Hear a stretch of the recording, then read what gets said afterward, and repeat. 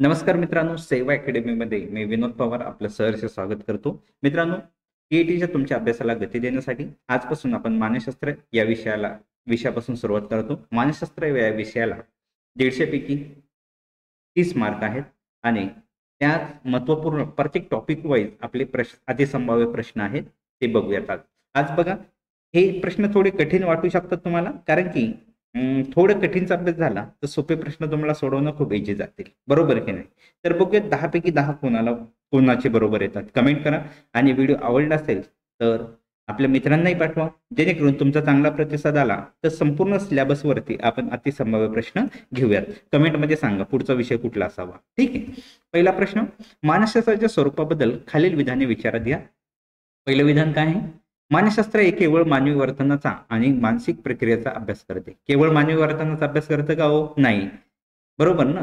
म्हणून हे पहिलं चुकीचं आहे.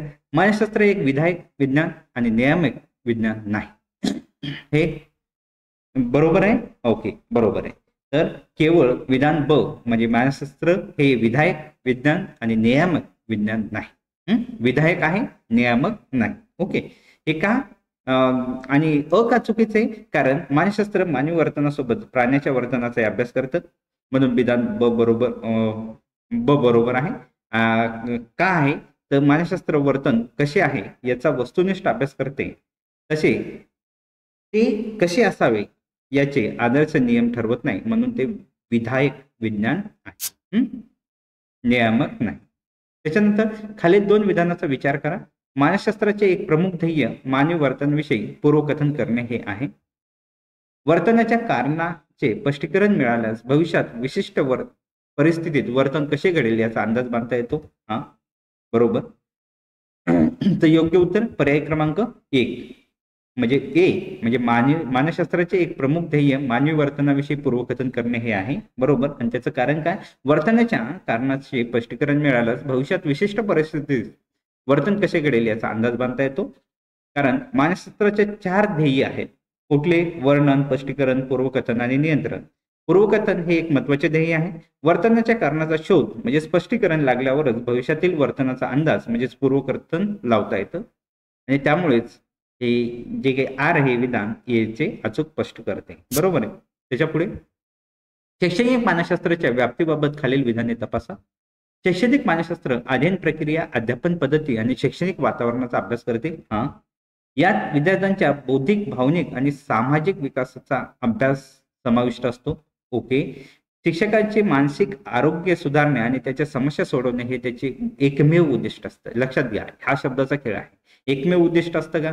ते उद्दिष्टापैकी एक असू शकतं मानसिक आरोग्य शिक्षकाचं सुधारणं, परंतु एकमेव हे नसतं. म्हणून पर्याय क्रमांक तो. आता काय आहे? विधाने तपासा म्हणजे कुठलं बरोबर आहे? तर पहिलं आणि दुसरं विधान म्हणजे ब बरोबर आहे, तिसरं चुकीचं आहे. का चुकीचं आहे? शैक्षणिक मानसशास्त्राची व्याप्ती अचूकपणे स्पष्ट करतात हे म्हणजे पर्याय क्रमांक म्हणजे विधान क्रमांक 1 आणि 2. परंतु विधान क्रमांक 3 म्हणजेच चुकीचे आहे, कारण शिक्षकाचे मानसिक आरोग्य हा एक भाग असला तरी त्याचे एकमेव उद्दिष्ट नाही.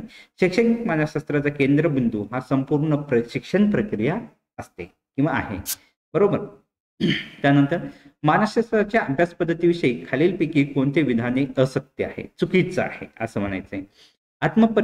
आत्मनिरीक्षण पद्धती ही सर्वात वस्तुनिष्ठ पद्धत मानली जाते. बघा, आत्मनिरीक्षण म्हणजे स्वतःचं निरीक्षण ही वस्तुनिष्ठ असू शकते का? व्यक्तीप्रमाणे वेगवेगळी असू शकते ना, म्हणजे मतभिन्नता येऊ शकते ना, बरोबर ना.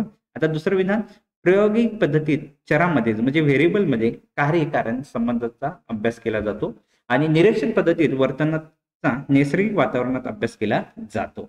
तर कुठलं असत्य आहे? तर विधान हे असत्य आहे, चुकीचं आहे. कारण आत्मनिरीक्षण पद्धती ही व्यक्तिनिष्ठ सब्जेक्टिव्ह मानली जाते. कारण त्यात व्यक्ती स्वतःच्या भावना, विचाराचे वर्तन असते.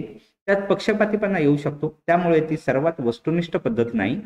आणि विधान ब आणि क हे दोन्ही अभ्यास पद्धतीची अचूक माहिती देतात. काय? प्रायोगिक पद्धतीत चरामध्ये म्हणजे व्हेरिएबलमध्ये कार्यकारण संबंधाचा अभ्यास केला जातो आणि निरीक्षण म्हणजे ऑब्झर्वेशन पद्धतीत वर्तनाचे नैसर्गिक वातावरणामध्ये अभ्यास केला जातो, निरीक्षण केले जाते. आता पुढचा प्रश्न, मानसशास्त्र शाखा आणि त्यांच्या अभ्यासानुसार काय जोड्या लावायच्यात. बघा, चिकित्सक मानसशास्त्र, औद्योगिक मानसशास्त्र आणि सामाजिक मानसशास्त्र. चिकित्सक मानसशास्त्रामध्ये काय येईल? मानसिक विकाराचा निदान, बरोबर आहे. औद्योगिक मानसशास्त्रामध्ये कर्मचारी निवड आणि कार्यप्रेरणा, आणि सामाजिक मानसशास्त्रामध्ये समूहाचा व्यक्तीच्या वर्तनाचा प्रभाव, बरोबर. म्हणून पर्याय क्रमांक काय आहे, मी हा ठीक आहे, पर्याय क्रमांक 1 हे बरोबर आहे. कारण चिकित्सक मानसशास्त्र म्हणजे याला क्लिनिकल सायकोलॉजी म्हणतात, मानसिक आजार आणि भावनिक समस्यावर निदान आणि उपचार करत असते. औद्योगिक मानसशास्त्र म्हणजे इंडस्ट्रियल सायकोलॉजी, उद्योग व व्यवसायाच्या ठिकाणी कर्मचाऱ्यांची निवड करणे, त्यांना प्रशिक्षण देणे, कार्यक्षमता वाढवणे आणि प्रेरणा यांचा अभ्यास केला जातो. आणि सामाजिक मानसशास्त्रामध्ये म्हणजे सोशल सायकोलॉजीमध्ये व्यक्तीच्या विचारावर, भावनावर, वर्तनावर इत्यादी उपस्थितीचा कसा परिणाम होतो याचा अभ्यास केला जातो. आता पुढचं, खालील विधाने विचारात घ्या. मानसशास्त्राला वर्तनाचे शास्त्र म्हणून ओळखले जाते, बरोबर. वर्तन या संकल्पनेत केवळ बाह्य शारीरिक हालचालीचा समावेश होतो. बघा, हे फसवे शब्द असतात. केवळ बाह्य असतो का, नाहीये, म्हणून तो ब चुकीचा आहे. विचार, भावना आणि स्मृती यासारख्या मानसिक प्रक्रिया वर्तनाचा भाग नाहीत. म्हणून कुठलं काय आहे की आपल्याला कुठलं बरोबर आहे, फक्त अ बरोबर आहे. मानसशास्त्राची आधुनिक व्याख्या वर्तन आणि मानसिक प्रक्रियेचा अभ्यास अशी आहे. वर्तन या संकल्पनेत बाह्य क्रिया जसे चालणे, बोलणे, आंतरिक मानसिक क्रिया जसे विचार करणे, भावना, ह्या सर्वांचा समावेश होतो. त्यामुळे ब आणि क हे चुकीचे आहे. ठीक आहे, आता पुढे मी फास्ट घेतो. बघा, तुमचा स्कोर तुम्ही कमेंट बॉक्समध्ये टाका, लाजू नका. एक जरी पडला तरी लाजू नका, कारण की जोपर्यंत आपण कुठे आहोत हे कळत नाही तोपर्यंत आपल्याला खरा अभ्यास चालू होत नाही. जर तुम्ही मागे असाल तर नक्कीच सांगा, काहीच हरकत नाहीये, लाजू नका आणि जिद्दीनं पेटून उठा आणि अभ्यासाला लागा. नक्कीच तुमचा स्कोर वाढेल. ठीक आहे, आता पुढचा, आणि पुढचं कुठला घटक असावा, कशावर प्रश्न घ्यावेत ते नक्कीच सांगा, आपण घेऊयात. ठीक आहे, आणि आपल्या मित्रांसोबत शेअर करायचे. आता पुढचा प्रश्न, बालमानसशास्त्र आणि विकासात्मक मानसशास्त्र याच्या संबंधातील विधाने तपासा. बालमानसशास्त्र हे विकासात्मक मानसशास्त्राची एक शाखा आहे, बरोबर. विकासात्मक मानसशास्त्र केवळ बालपणातील विकासाचा अभ्यास करते. बघा, केवळ आलं की तिथं फसता तुम्ही, म्हणजे फसायला नको. ठीक आहे, हे चुकीचं आहे. बघ, विकासात्मक मानसशास्त्र गर्भधारणेपासून ते मृत्यूपर्यंत होणाऱ्या सर्व बदलाचा अभ्यास केला जातो. अगदी बरोबर. म्हणून पर्याय क्रमांक काय आहे, काय म्हणताय, विधाने तपासा, कुठले बरोबर आहे, कुठलं सत्य आहे. तर पहिलं अ आणि क सत्य आहे, पहिलं आणि तिसरं. विकासात्मक मानसशास्त्राची व्याप्ती खूप मोठी आहे. ती संपूर्ण जीवनकालाचा म्हणजे लाईफ स्पॅनचा अभ्यास करते. मानसशास्त्र हे त्यातील फक्त बालपणावर लक्ष केंद्रित करते, म्हणून ते विकासात्मक मानसशास्त्राची एक शाखा आहे. विधान ब चुकीचे आहे, कारण विकासात्मक मानसशास्त्र हे केवळ बालपणापुरते मर्यादित नाही. ठीक आहे, आता पुढे, मानसशास्त्राच्या दृष्टिकोनाचा योग्य क्रम कोणता आहे. मानसशास्त्राच्या उद्दिष्टाचा योग्य क्रम कोणता आहे.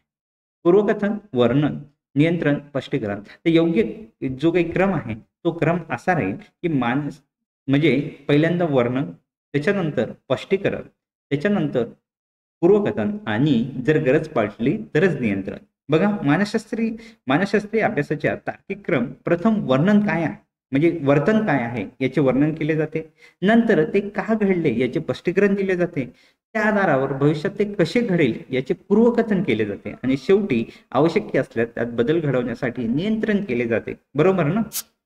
ठीक आहे, प्रयत्न प्रमाद पद्धती आठवा. मानसशास्त्राच्या इतिहासासंदर्भात खालील विधानाचा विचार करा. विल्यम वुंट यांनी 1879 मध्ये लिप्झिग येथे पहिली मानसशास्त्रीय प्रयोगशाळा स्थापन केली. बरं. विल्यम वुंट यांनी आधुनिक मानसशास्त्राचे जनक मानले जाते. बरं. त्यांनी मांडलेला विचार प्रवाह म्हणजेच वर्तन म्हणून ओळखला जातो. नाही, चुकीचं. तर योग्य विधान कुठलं आहे. विधान पहिलं आणि दुसरं हे बरोबर आहे. ऐतिहासिक दृष्ट्या अचूक आहेत. मात्र विधान क जे चुकीचं काय आहे की विल्यम वुंट यांनी मांडलेला विचार प्रवाह हा रचनावादी म्हणजे स्ट्रक्चरलिझम म्हणून ओळखला जातो. तो वर्तनवादी चे जनक कोण होते, जे.बी. वॅटसन. लक्षात असू द्या. आता पुढचा लास्ट प्रश्न, खालीलपैकी कोणती विधाने मानसशास्त्राची व्याप्ती दर्शवतात. गुन्हेगारी वर्तनाची कारणे शोधण्यासाठी न्यायवेधक मानसशास्त्र म्हणजे फॉरेन्सिक सायकोलॉजी काम करते. बरोबर.